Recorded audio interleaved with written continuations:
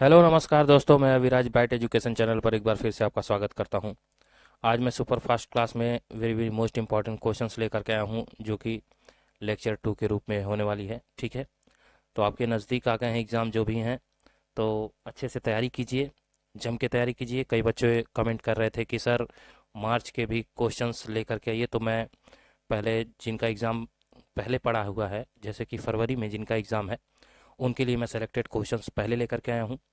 और एग्ज़ाम ख़त्म होते ही बच्चों आप लोगों के लिए मैं मार्च के क्लास को लेकर के आऊँगा। ठीक है, जो भी पूछ सकता है मार्च में उनके लिए मैं क्वेश्चन बनाऊंगा। ठीक है, तो जो लोग भी चैनल को लाइक और सब्सक्राइब नहीं किए, प्लीज़ लाइक और सब्सक्राइब कर देंगे, साथ ही साथ बेल आइकन की घंटी को भी प्रेस कर देंगे ताकि आपको नोटिफिकेशन मिलती रहे। ठीक है बच्चों, और टेलीग्राम चैनल को ज्वाइन इसलिए कीजिए क्योंकि आपको पीडीएफ वहीं पे दी जाएगी प्रैक्टिस करने के लिए। ठीक है, तो चलिए बिना समय गंवाए शुरू करते हैं आज का ये सेशन। आज का पहला क्वेश्चन देखते हैं क्या कहता है। ओ एस आई मॉडल में आमतौर पर कितनी लेयर पाई जाती है। OSI मॉडल में आमतौर पर कितनी लेयर पाई जाती है, बताना है आपको। 3, 5, 7 या 4। तो OSI मॉडल में जो लेयर पाई जाती है वो 7 लेयर पाई जाती है। ठीक है बच्चों, चलिए अब नेक्स्ट। अटल पेंशन योजना ATY, ठीक है, APY इसका फुल फॉर्म होता है अटल पेंशन योजना के माध्यम से पेंशन की न्यूनतम धनराशि कितनी होती है। 500, 1000, 2000 या नन ऑफ दीज इनमें से कोई नहीं। तो APY का फुल फॉर्म पूछ सकता है तो अटल पेंशन योजना बताइएगा। ठीक है, और उसके माध्यम से पेंशन की न्यूनतम धनराशि कितनी होती है तो बताना है तो आपको 1000।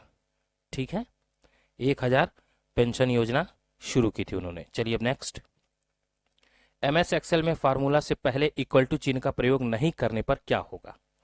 अगर आपने MS एक्सेल यूज किया है और इक्वल टू का साइन नहीं लगाया है फार्मूला के पहले, तो क्या होगा। फार्मूला एरर होगा, फार्मूला नॉट वर्किंग होगा, फार्मूला डाइवर्जन होगा या नन ऑफ दीज इनमें से कोई नहीं। थोड़ी सी गले में खराश है।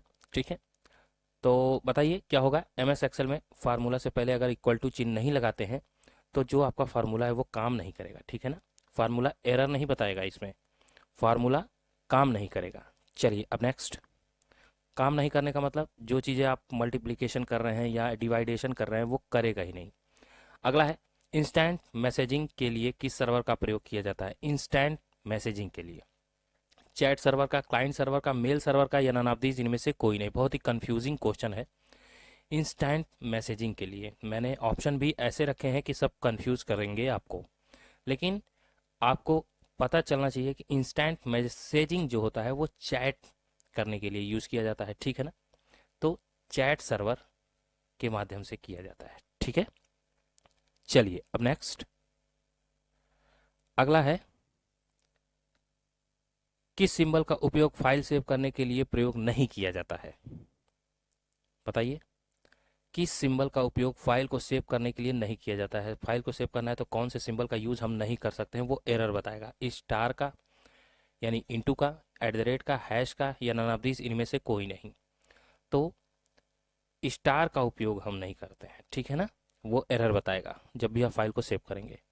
एट द रेट लगा सकते हैं, हैशटैग लगा सकते हैं। ठीक है ना बच्चों, चलिए अब नेक्स्ट। अगला है किस ऑपरेटिंग सिस्टम के अंतर्गत दो या इससे अधिक टर्मिनल प्रयोग होते हैं। बताइए किस ऑपरेटिंग सिस्टम के अंतर्गत दो या इससे अधिक टर्मिनल प्रयोग होते हैं। मल्टीटास्किंग के जरिए, मल्टी यूजर के जरिए, मल्टी शेयरिंग के जरिए या नन ऑफ दीज इनमें से कोई नहीं। तो मल्टी यूजर से ही आपको पता चल रहा है कि दो या दो से अधिक टर्मिनल का यूज किया जाता है किसमें, ऑपरेटिंग सिस्टम में। चलिए बच्चों अब नेक्स्ट। अच्छे से ध्यान देके पढ़िएगा, मेरी पूरी कोशिश है कि आप लोग अच्छे से पास हो सकें। अगला है वर्तमान में आईपी एड्रेस का आकार कितने बिट्स का होता है।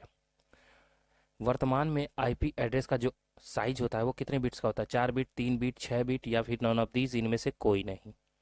तो वर्तमान में आईपी एड्रेस की जो साइज है बच्चों वो रखी गई है 4 बाइट्स की। ठीक है ना, चलिए अब नेक्स्ट।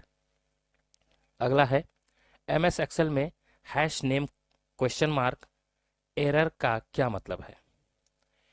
मतलब हैश नेम क्वेश्चन मार्क जो है MS एक्सेल में वो क्या दर्शाता है। Data error, character error, formula error या नन ऑफ दीज इनमें से कोई नहीं। तो हैश नेम क्वेश्चन मार्क जो है वो फार्मूला एरर को दर्शाता है। ठीक है ना बच्चों। चलिए अब नेक्स्ट अगला है, एमएस एक्सेल में क्या एक ऐसा नियम है जो वैल्यू के वर्तमान पूर्वानुमान में मदद करता है। एमएस एक्सेल में क्या एक ऐसा नियम है जो वैल्यू के पूर्वानुमान में मदद करता है।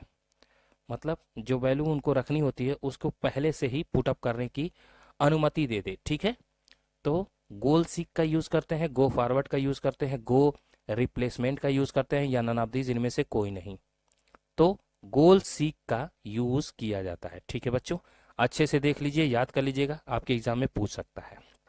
अब नेक्स्ट अगला है, निम्नलिखित में से नई वर्कशीट बनाने की शॉर्टकट कुंजी क्या होती है।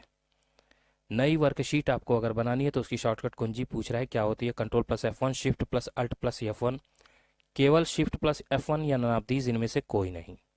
तो नई वर्कशीट बनाने की शॉर्टकट कुंजी बच्चों shift plus alt plus F1 होती है। ठीक है ना। चलिए अब नेक्स्ट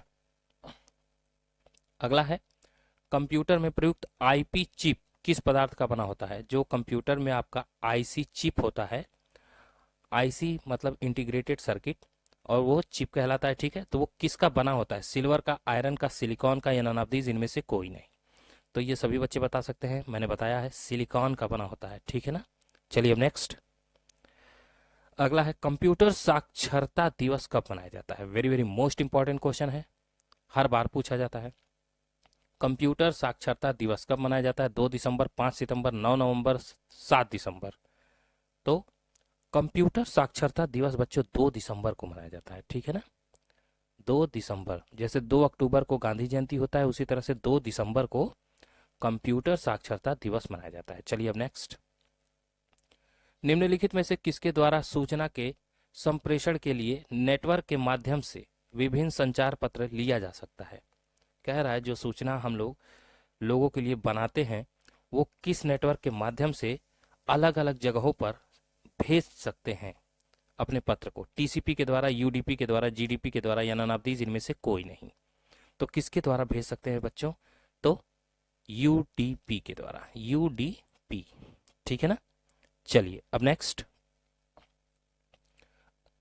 अगला है, कंपाइलर और इंटरप्रीटर दोनों क्या कहलाते हैं। वेरी वेरी मोस्ट इंपॉर्टेंट है, कंपाइलर और इंटरप्रीटर दोनों क्या कहलाते हैं। डाटा पैकेट कहलाते हैं, सॉफ्टवेयर कहलाते हैं, प्रोग्रामिंग कहलाते हैं, या नन ऑफ दीज इनमें से कोई नहीं।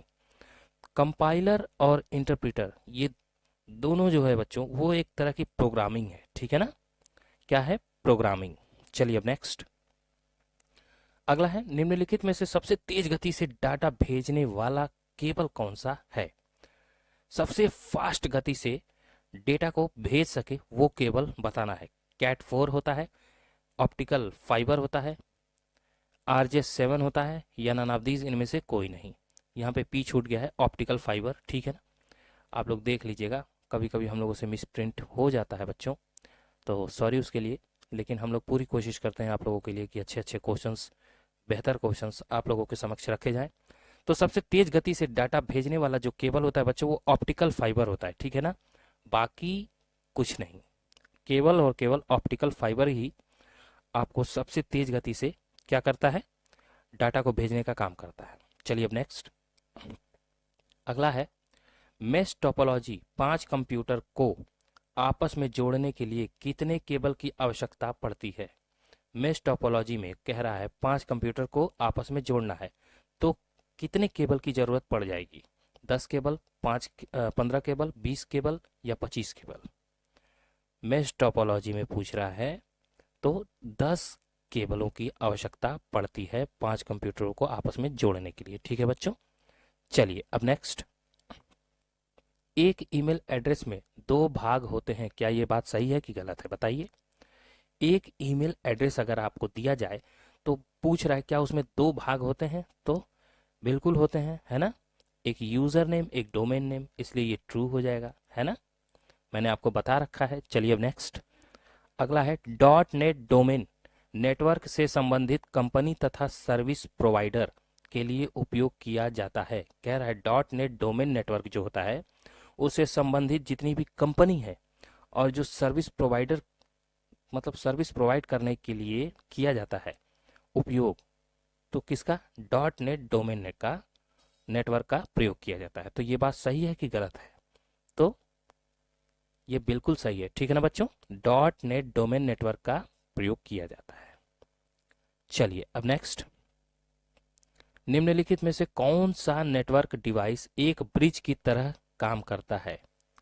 कह रहा है एक ऐसा नेटवर्क है जो ब्रिज की तरह से काम करता है, वो नेटवर्क डिवाइस कौन सा है? स्विच्ड, गेटवे, राउटर या नन ऑफ दीज, इनमें से कोई नहीं। तो वह नेटवर्क डिवाइस बताना है जो ब्रिज की तरह से काम करे, तो वो गेटवे होता है बच्चों। गेटवे जो है ब्रिज की तरह से काम करता है, ठीक है ना? एक पुल होता है जिस तरह से, मतलब कि एक अलग सा रास्ता बना देने का, तो वो गेटवे का काम होता है, ठीक है ना? चलिए अब नेक्स्ट, अगला है लिनक्स ऑपरेटिंग सिस्टम पोर्टेबल कहलाता है। क्या ये बात सही है कि गलत है? लिनक्स ऑपरेटिंग सिस्टम जो होता है वो पोर्टेबल है, तो बिल्कुल ये पोर्टेबल है, ठीक है ना बच्चों? चलिए अब नेक्स्ट, आज का लास्ट क्वेश्चन देखिए, होमवर्क के रूप में है ये।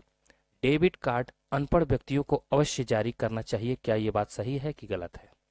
कह रहा है डेबिट कार्ड जो होता है, एटीएम कार्ड जो देखे होंगे आप, डेबिट कार्ड, उसे पैसा निकालते हैं, वो अनपढ़ व्यक्तियों को अवश्य जारी करना चाहिए। कह रहा है जरूर से ही, मतलब एकदम जरूरी है अनपढ़ व्यक्तियों को जारी कर देना। क्या ये बात सही है कि गलत है? इस क्वेश्चन का जवाब आप मुझे कमेंट बॉक्स में दीजिएगा, ठीक है बच्चों? तो बस आज की वीडियो में इतने ही क्वेश्चंस थे। मैं अब डेली आप लोगों के लिए क्वेश्चंस लेकर के आ रहा हूँ। डेली आप लोगों को लेक्चर मिलेगी, ठीक है बच्चों? तो आप लोग घबराइएगा नहीं, अच्छे से तैयारी कीजिएगा, आप लोग अच्छे ग्रेड से पास होंगे, ये मेरी शुभकामनाएं हैं। बस आप लोग मेहनत करते रहिए। चलिए बच्चों, अब मुझे इजाज़त दीजिए, अगली वीडियो में मैं फिर से मिलता हूँ। तब तक के लिए जय हिंद, जय भारत।